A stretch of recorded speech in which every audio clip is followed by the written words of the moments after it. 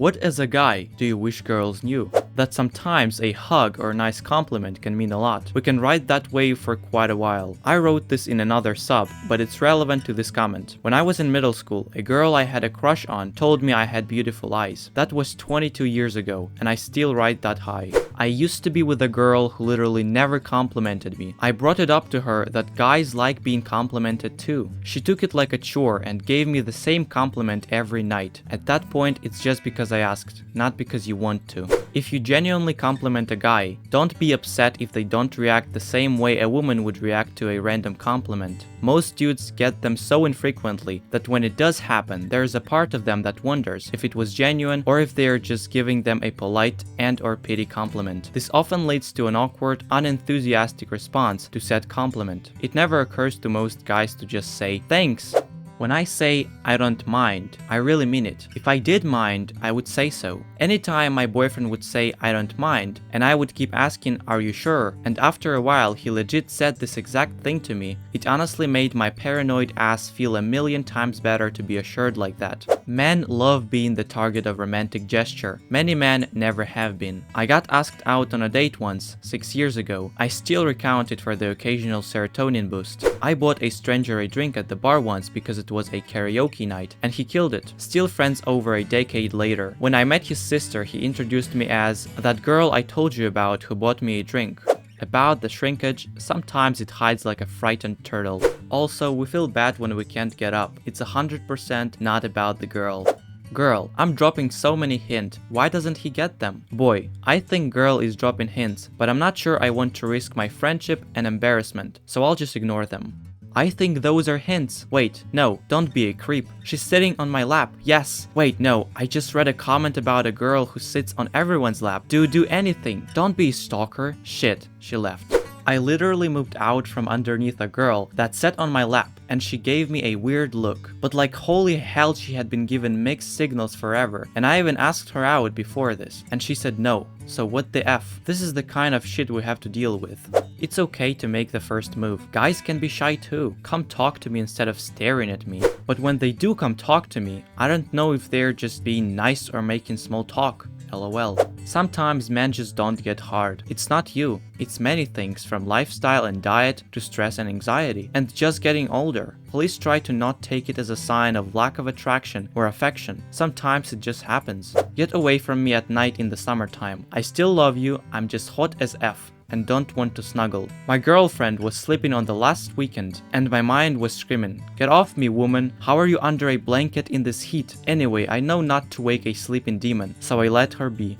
We like random gifts, we like random hugs, we like random signs of affection and love. Sometimes just a cup of coffee in my favorite mug is enough to convince me it's going to be a good day. Absolutely. My wife used to do little things, like place her hand on the small of my back or touch my shoulder as she walked past. These tiny acts of affection really do go a long way, and they are the main thing I miss. If you don't tell us you want something, we honest to God won't know. Case in point. My ex was sat at home and I was going to the local shop. "Hey, do you want anything from the shop?" "No, I'm good." She got mad because I didn't buy her anything. Bruh, that's so relatable. On the flip side, one time when she and I were dating, my college ex ate some of my food without my permission. They were really good cookies someone had made for the both of us, and she ate all of them, including my share. I believe I have grounds to be upset over that, which I rightfully was. She apologized and offered to make it up to me. She offered to take us to the grocery store and get these crackers I'm obsessed with. I happily accepted the offer, and she got mad at me for thinking she wasn't bluffing, hoping I would say, "No, you're fine."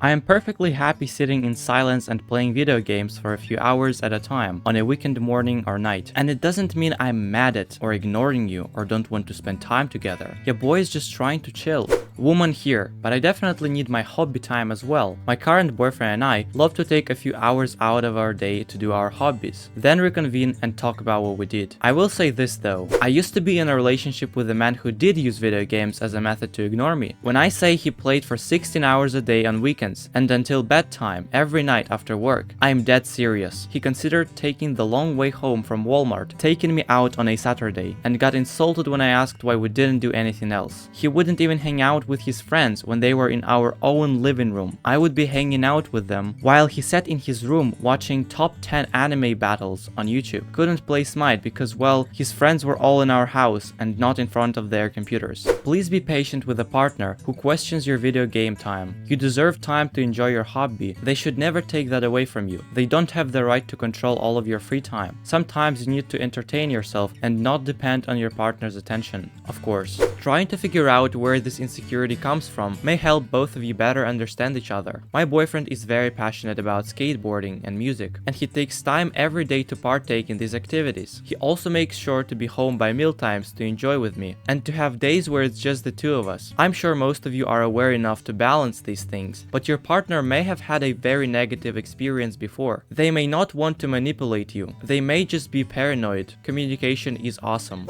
Just because I'm not talking doesn't mean I'm not enjoying my time with you. Only speak if it improves upon the silence. Exactly. If I have nothing to add to the conversation, it's better I stay quiet. I don't want to annoy anyone by talking too much or killing the silence. Not every silence has to be awkward. I knew I was going to marry now my wife when I realized that the awkward silences in our relationship weren't awkward. We can be completely tuned into each other without talking. Nothing is more reassuring in our relationship than when we're just quietly hanging out and she leans against me. Love that. What are you thinking? Nothing. Just enjoying this. When we tell women that we don't know how we feel about something, it's usually true and we genuinely don't really understand how we're supposed to feel. I personally wasn't allowed to express my emotions growing up, and it turned into me not being able to understand my emotions. I'm with you there, dude. Most of the time something happens around me or my father, we don't have an emotional response. We try to figure out the best way to fix the problem, or we're trying to understand what is happening and why it happened to either make sure it happens less or more accordingly. I know he was raised to be that way by his father, and that he raised me that way. The constant "drop some dirt on it when you're hurting," or "the real men don't cry." The one I heard the most was, "You can't feel your way through this problem. You have to think your way through it."